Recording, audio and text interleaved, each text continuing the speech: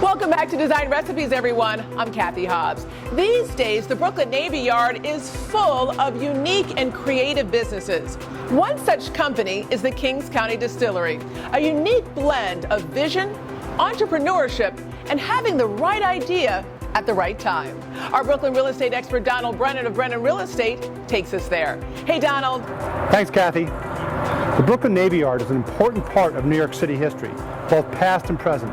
Ironically, so is a business I'm about to introduce you to. Kings County Distillery is the first legal distillery in New York City since Prohibition, with a history all of its own.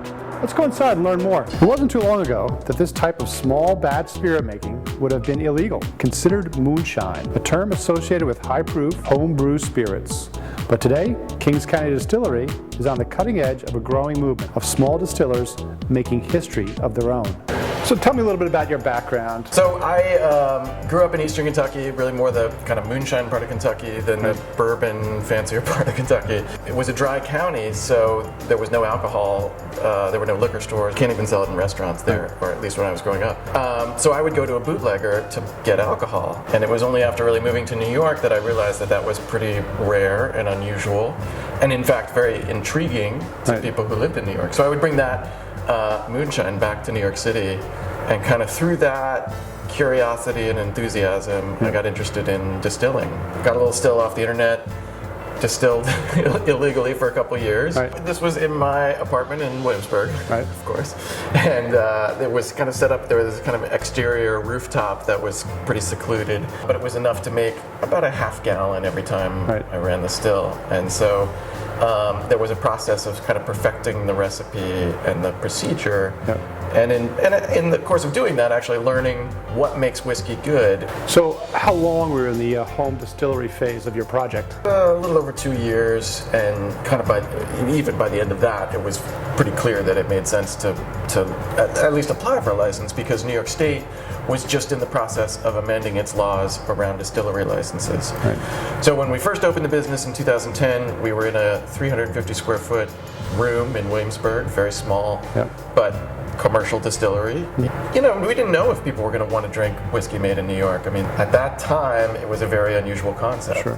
So once that we realized people would be sort of curious about it and enthusiastic about it, then we wanted to move and have more space to be able to do what we wanted to do. So that's when we moved into this building in 2012, and have been very happily situated here ever since. Started in 2010, the Kings County Distillery holds the bragging rights as the oldest continuously running distillery. That's because laws still on the books dating back to Prohibition made businesses like Kings County Distillery impossible. Then a change in state law opened the door for small distilleries to obtain licenses, and Kings County Distillery was the first in line. What's it like being a pioneer in the small distillery world?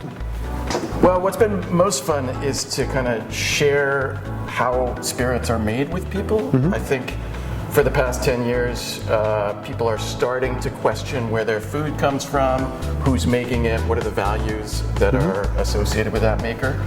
And so something like whiskey, which, you know, prior to this moment, people had just sort of cared a lot about the label and the brand. Now people are starting to care about the producer and the ingredients and the method of production. So people in other places are starting to be able to come to a distillery like this and actually learn what goes into the process. This is our tasting room. This is the outdoor part, and then we have a little indoor area here in the gatehouse. You can come here and get a flight of whiskey, you can get cocktails, you can buy bottles at retail. So it's a way to kind of not just sell the product to people, but also explain it, how to use it, how to enjoy it. Today, the independent philosophy that helped launch Kings County Distillery can also be found in its spirits. Here, classic recipes are distilled in imported Scottish copper stills. This is the main distillery floor. This is where all the whiskey actually gets made in this room. And everything begins in this white bag that's behind you. That's 1 ton of cracked organic corn. That's the main ingredient for the bourbon and the moonshine. The other ingredient is malted barley. So that's our mash bill. And that gets cooked up in this steel tank that's over here. Fermented in these big wooden vats, which are actually built by the same company that does the wooden water towers on the top of buildings around Brooklyn. So it'll ferment there for 4 days, and then that liquid gets pumped into these big copper stills. And so what the still does is it boils the liquid, and alcohol has a lower boiling point than water. Sure. So that's kind of a crude way in which we can concentrate and purify the alcohol, which is really all that distillation is. Right. Yeah. So Colin, can you tell us about the different types of spirits you make here? Well, we just make whiskey, which is one thing that sort of differentiates us. We make an unaged version, which people call Moonshine, then an aged version of that, which is Bourbon. That's the most popular American whiskey. And then we have a popular and controversial chocolate whiskey. Those are kind of the three core spirits that we have, although we have a lot of other things in the works that are coming. You want to try some whiskey? Yeah, let's do it. Cool. So I'll start you off with the Moonshine. This is 80% corn, 20% malted barley. Doesn't go into the barrel, so the color comes from the barrel, so the fact that it's unaged means that it's clear. That's delicious, nice and clean. Yeah, thanks. Next up, I'll do the aged version of the Moonshine, which is the Bourbon. So this spends anywhere, usually around 2 summers, so anywhere from 18 to 24 months in a charred oak barrel. So very different flavor profile. This one has notes of cinnamon and nutmeg and kind of black pepper, caramel, vanilla. That's lovely. Tastes great. We've won a lot of awards for the Bourbon and the Moonshine both, actually, over the years. There are 2 guilds that cover craft spirits, and they have awards. And even San Francisco International Spirits Award, which is the kind of most respected spirits awards, we've won for our bourbons. This is kind of our most unusual spirit. This is the chocolate whiskey. So this is actually the Moonshine. It doesn't go into the barrel, but we infuse it with the husk of the chocolate bean. So this is what's left over after making the chocolate. It's usually just thrown away or composted. We infuse it into the Moonshine, and it gets this really rich, dark, bitter chocolate flavor. That's pretty interesting. Takes the edge off a little bit. You can mix it into a chocolate mint julep, a chocolate old fashioned, or just after dinner as a dessert drink. Yeah, very dynamic. Lots of different choices.